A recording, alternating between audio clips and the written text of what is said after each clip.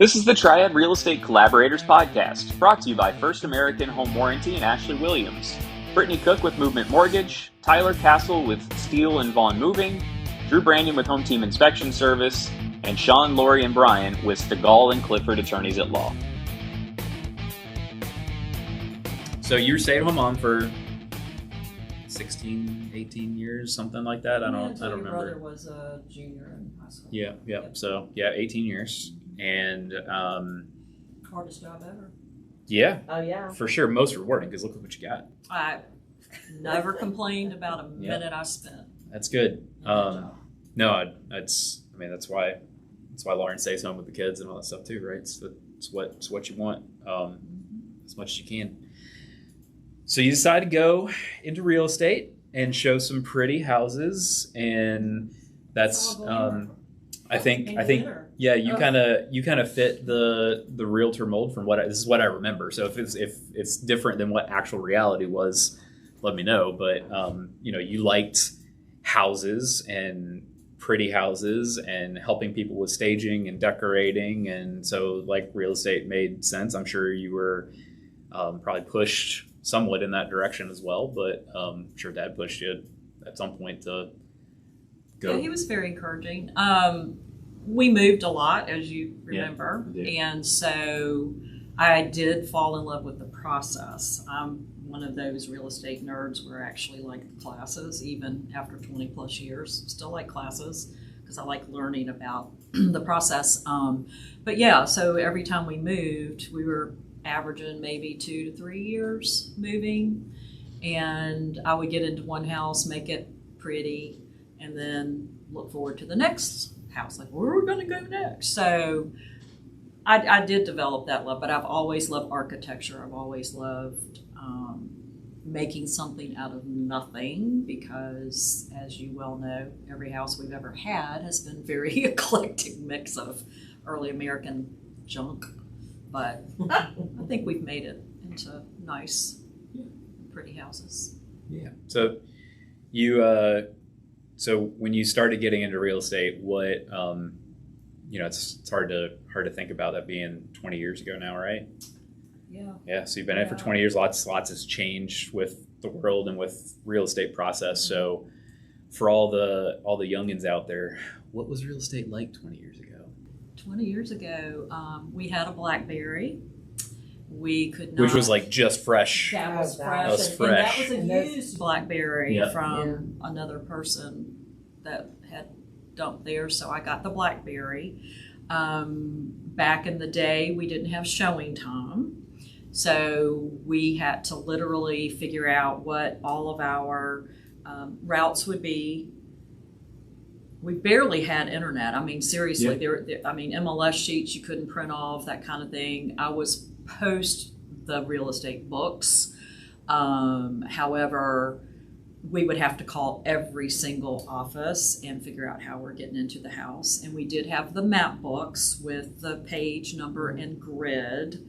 So I wish I had saved that, because I had that, and I would, sticky note where we would go. I remember those. I did the same thing. When did you get your license? 2005. Okay. Yeah. Wow. Yeah. And so it evolved over time, and then, as technology has moved, it's easier but harder all in the same, because my brain doesn't compute a lot of the technology because it's moving so fast. Mm-hmm. And I am a very high D person, so details will be the death of me. But back in the day, it was fun, and it's still fun. I mean, I still feel I'm very passionate about real estate in itself, but really my goal is I really love watching people get excited about houses and the process, and have enough experience under my belt to be able to pretty much say, okay, this is what's going to happen next, or this is what they're going to say, but you can kind of prepare people for that. So when they have the crazy part of negotiation, you can predict what's Pretty Hey, much. I'll do this for you, but Yeah, I mean, I still work for you. However, there are pieces, parts that, it may not be in your best interest, and I have no problem letting them know that. And I think I've built a clientele off of, Jan's going to shoot it straight, which that's my job. I should. I'm not going to sugarcoat it. You may not like the answer.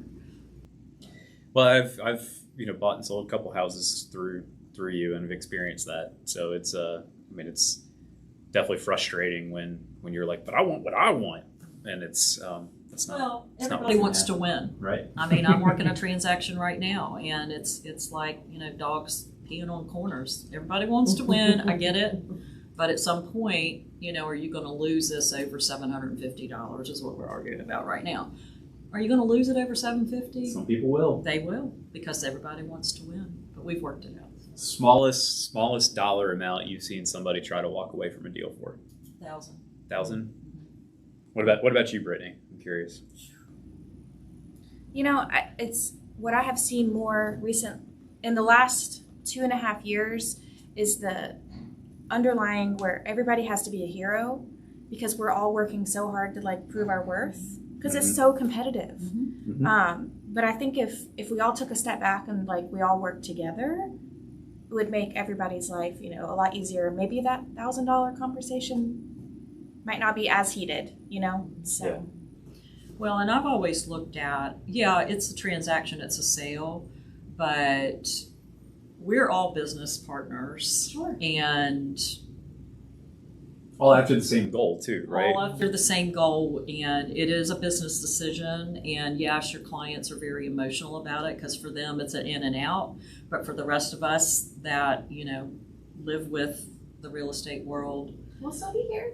Exactly. So nice. I want to have an amazing Sure. co-op with someone because the next one's going to be better or harder, however you want to slay it. But so I think that's really important and something that I've seen. Obviously, getting into the business 10 years after you'd already been established, right? I told you not to do it. Yes, you did, and I'm here 10 years. Don't get into real estate. Right, and I'm here 10 years after the fact, right? But still surviving. I didn't get to where I am by listening to my parents. I'm just kidding.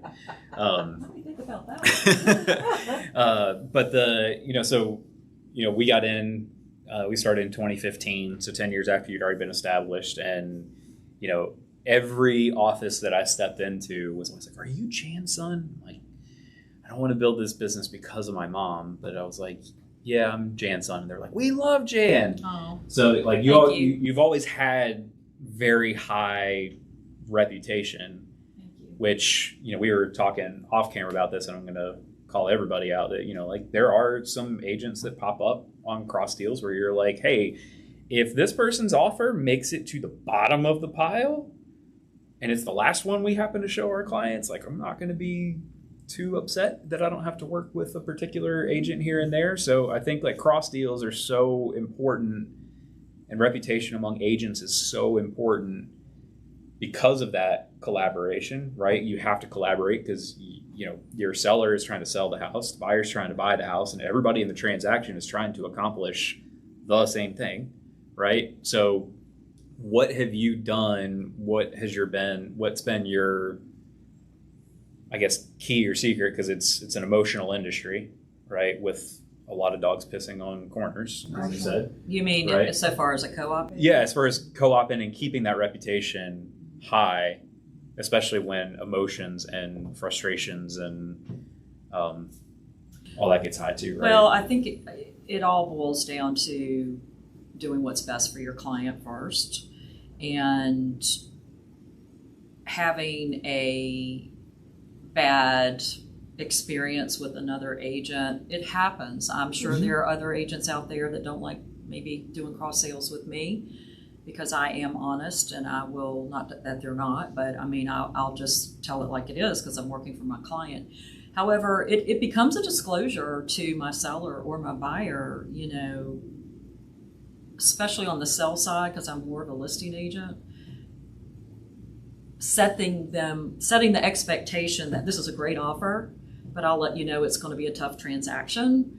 because I've had experience yeah. with this agent in the past, and it's just not going to be easy. But that's my job. Let me stay up overnight. That's what you're paying me for. Sure. You're paying me for that experience to get us to the closing table. And to not make it feel hard, right? Even if the transaction's hard, you're not going to feel You know it. what? Don't let them see your sweat. See your Right. sweat. That typical, saying, because there are a lot of things that we all know in our businesses that happen, and we get to the closing table and they go, "Oh, it was so easy." And of course, I'm sitting there going, "No, it wasn't," but I'm not going to let I'm them. only 25. Yeah, I'm not going to let them know that. And that is our job, and you're paying me for my experience. You're not paying me to put a sign in the yard and pray that it sells. And when people start, little diversion squirrel, when people start busting you on your fee, your compensation, just like anybody else, you're paying for experience. You're not paying for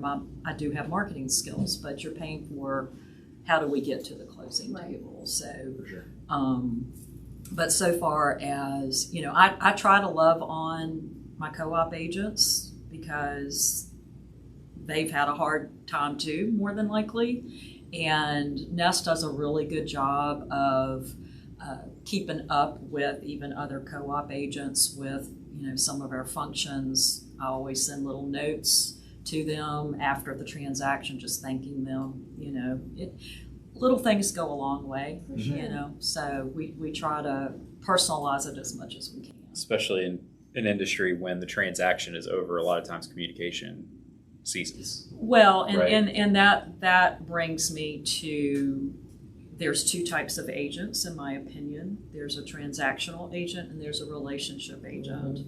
I'm a relationship agent, and as the owner of a firm, my first conversation with potential agents is I can tell straight up if you're going to be, I just want it for the money, I just want to, the numbers, I want to make sure I win the awards, and I've got the VIP and whatever. That's great. Awards are great.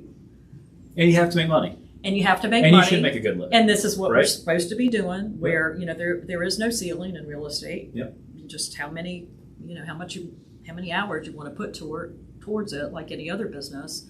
But we truly, I've built my business off of being a relationship agent. Nest actually has a policy. We don't do the awards and billboards and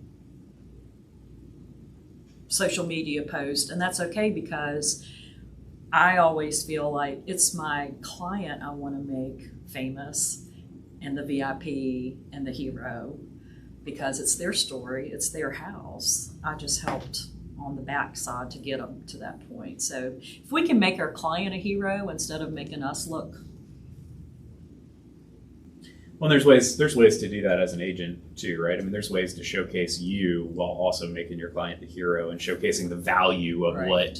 what you have. And it's been, it gets missed. Well, and a lot of times that is my clients making us look great, Mhm. because, I obviously, being in the business as long as I have, my whole business hasn't been built off of referrals now, and your grandmother, Nana, will always say, "You be careful out there, Dunkers," and I always laugh. I'm like, "Mama, these are She people really I does know." sound like that. Yes. She's probably watching this and going, yeah. Yeah, great.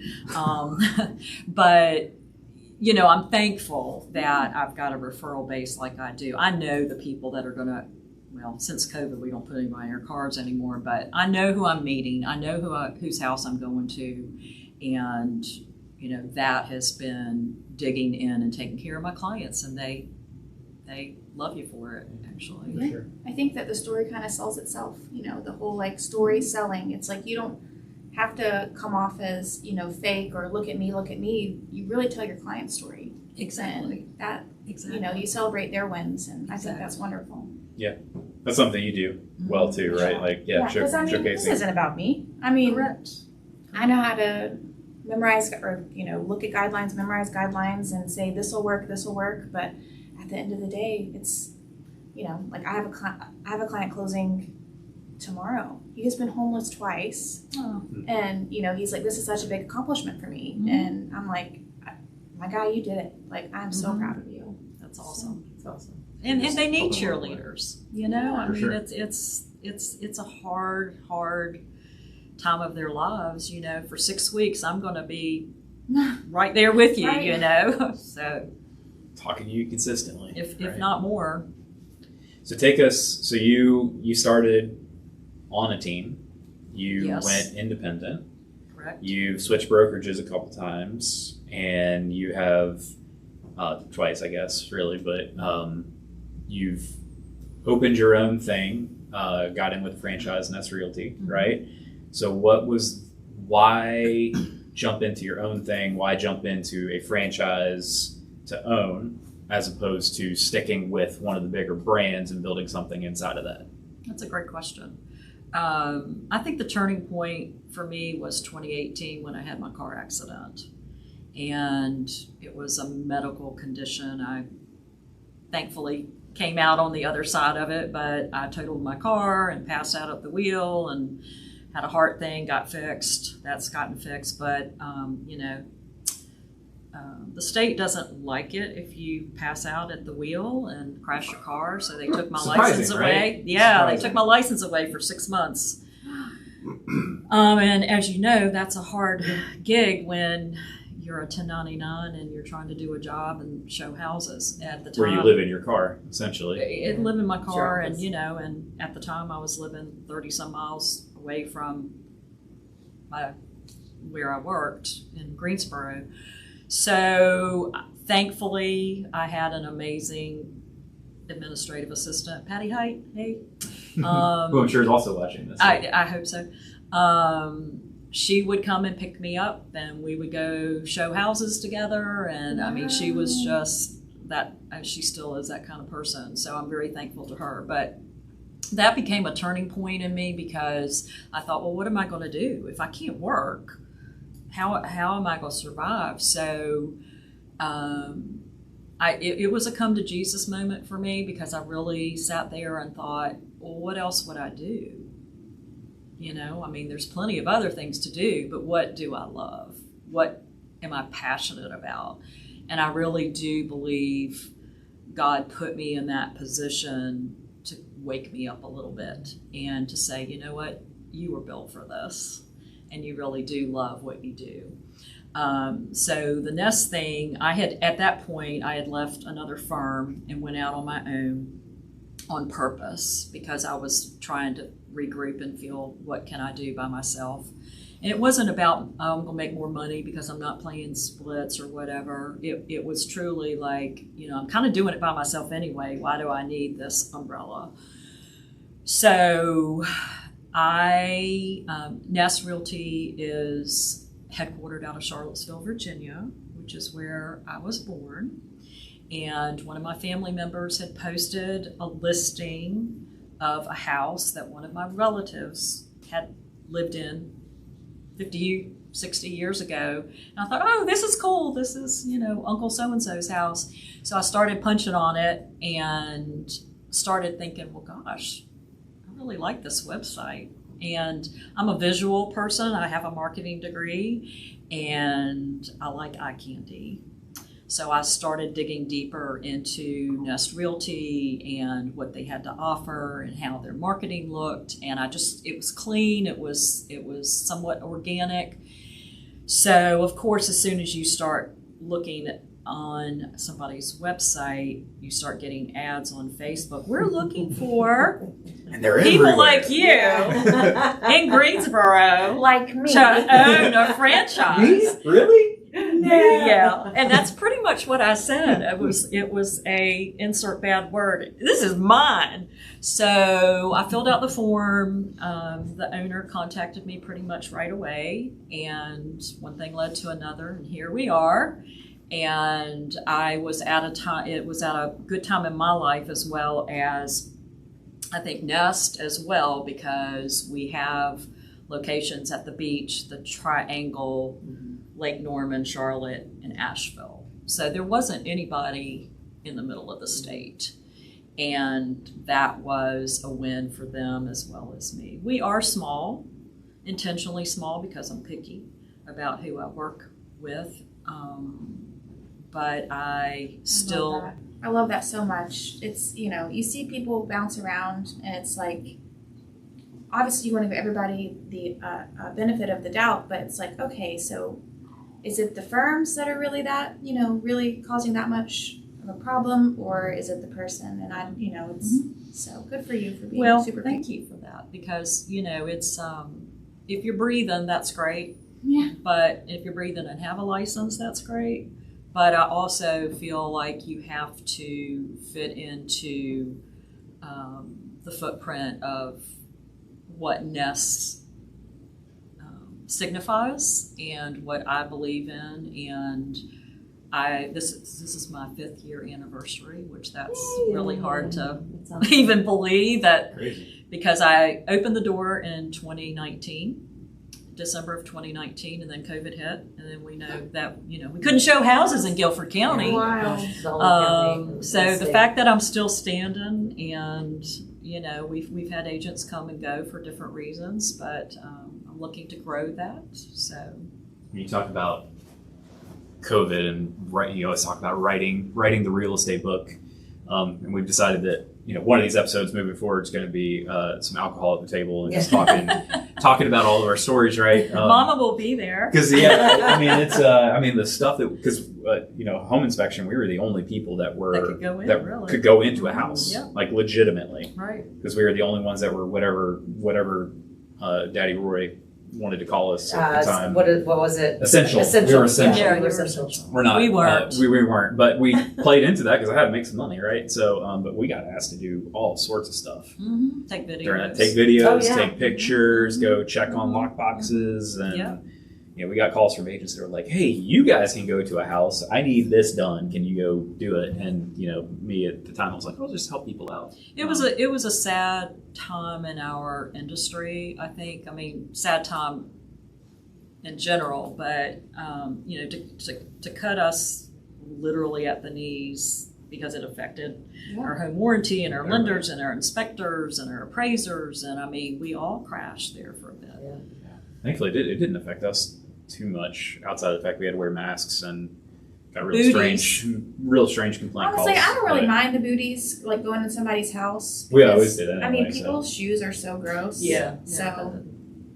Yeah, we had a whole disinfection process that we went through and sprayed everything down before we touched stuff and after we Just touched stuff. spray me down with Lysol. Yeah, it was great. I used to have to get my wife wouldn't let me inside unless I came in naked, basically. Yeah. Right. Well, that Like, might it be for sounds- other sounds- purposes. Sounds but pretty anyway. hot, right? But it wasn't. won't go It's there. not how that was. Anyway, yeah. Speaking of squirrels. But yeah, I think some of the things that you talk about are also things that a lot of business owners don't think about this, and a lot of agents especially don't think about this, that you've thought a lot about, and I know just from conversations, is exit planning and how important that is. And I think when you talk about is the firm the issue or is the agent the issue, I think a lot of these firms that get the hot tickets are because they're promising things that seem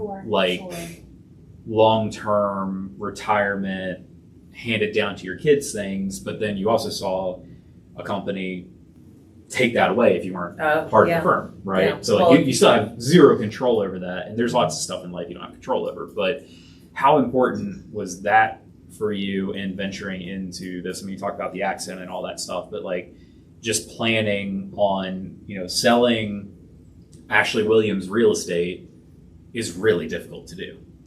Selling Nest Realty with a umbrella of agents that somebody can take over and run is a whole different ballgame. How much did that come into play with? Pretty significantly, and every day it becomes even more significant as I've got another birthday coming up this next month, October 1st. Wow. First. Yeah, good job. Cut that, in case you forgot. I do need an exit plan. Will I always sell real estate? I hope. Am I tired of opening doors? A little bit. I'll admit that. I wanted something that was a little bit bigger than me, but I also wanted the security of having a structure like Nest behind me. And what I can say about Nest is 1,000% I agree with their direction, our direction collectively. And because we are a boutique type of agency and we are so specific with our goals, our marketing goals, we do some things that a lot of the larger firms aren't doing or can even afford to do, to be honest with you. That becomes something that within the next few years, I don't want to scare any of my clients away. I'll always be here. I actually am a little bit different. I love being a broker in charge. I really do. It's a piece of puzzle for me. Come to me with a problem. I have agents from other firms that will call me and say, hey, can you give me an input on this? Because they're at a larger firm and they can't get a hold of their book. Mm-hmm. So I'm happy to give back. I mean, I love that part of it, and to follow through with that. And I mean, there's nothing in it for me other than them feeling comfortable to have someone to talk to. Well, and some of that too is we've had several conversations today with just like doing the right thing. Oh, absolutely. Right? Do the right thing, serve others, yeah. Coming back to you. I mean, one of my best friends, you know who I'm talking about, she's with another firm, a big firm, and she'll show houses for me. I'll go to a closing for her, whatever, and when you show up, they're like, you're not with X? And I'm like, no, we're just great friends. I'm happy to help her out, or vice versa. So long-term strategy for me, probably within the next few years, I'm growing Nest to a point where I'm bringing on agents aggressively more so now, because the next couple of years I want to just sit back, run the firm, mentor agents, and carry us into the next 5-7 years. I don't know what that looks like. I want to be able to have that flexibility to spend time with all the grandbabies, obviously. And, will I sell it? I don't know. Do I need to sell it? I'm that type of personality. I will always be working. You're not going to see me sitting back in a recliner. My dream is always to be a flower farmer, but you can still do that and sell real estate. I tried that. Inspired me. It didn't work out so well. It's part of it, right? Yeah. Retirement's not. There's only so many hours you can sit on the beach or play golf or go fishing. Yeah, no, my brain has to be active, no doubt. And I love people during the day, but I'm also somewhat, once I get home, I'm like, I'm done kind of person. So yeah. So you mentioned with Nest that you're not really interested in, not that you're not interested in new agents, but you have a very specific criteria on what you're looking for people to bring in. So what is that criteria? How do you identify who you're targeting to bring in? Not that we're making this a recruiting pitch for anybody. Or are we? If you're interested. Yes. I think the biggest thing for me is, I call it the Nest sauce. Do you have the Nest sauce? Are you a relationship type of agent? Do you take care of your clients? Do you like to keep in touch with them throughout the year? Nest has an amazing program we call Friends of Nest, where we have 8 touches that we contact our database. And it's usually through print, mail type things. We have functions as well. But always really fun stuff as somebody who gets those. Like, it's always super creative. And thank you. And that's all from our marketing department in Charlottesville. Yeah. They're amazing. We have the magazine and all that, but all of that said, what was your question? Who are you looking for? Sorry, I interrupted you. Who am I looking for? Our policy actually is that we like to bring on full-time agents, because it is a business that's difficult, in my opinion, to do part-time. It would be great if, we were in an industry where you could sell a couple houses a year and be, that is successful if that's your business plan. However, as we all know, it's a very expensive business to be in. So the criteria for us has always been full-time relationship and somebody that believes in the brand and can take that to the next level and make your clients look great. Awesome. Well, thanks for joining us. Is that it? Yeah. Yay. Yeah. Easy. All right.